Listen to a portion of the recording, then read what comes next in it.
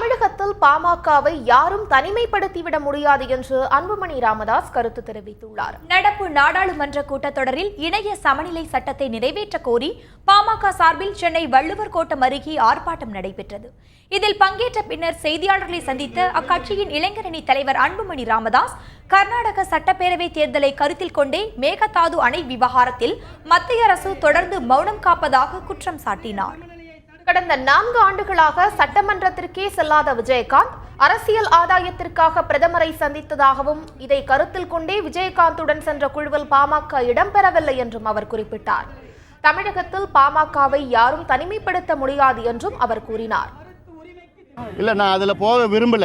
காரணம், இன்னைக்கு ஒரு எதிர்கட்சி தலைவர்னா மிக ஒரு முக்கியமான ஒரு பொறுப்பு. அது அரசியல் சாசன பொறுப்பு, கான்ஸ்டிடியூஷனல் போஸ்ட். அது 4 ஆண்டுகளாக எந்த நடவடிக்கையும் எடுக்கவில்லை, எந்த நடவடிக்கையிலும் ஈடுபடவில்லை. சட்டமன்றத்துக்கு போவது கிடையாது, சட்டமன்றத்தில் பேசுவது கிடையாது, தொகுதிக்கு போவது கிடையாது. எந்த நடவடிக்கையும் இல்லாத ஒரு எதிர்க்கட்சி தலைவர் திடீரென்று தேர்தல் வந்துவிட்டது என்ற காரணத்துக்காகத்தான் இது போன்ற செயல்களிலே ஈடுபட்டு கொண்டிருப்பது.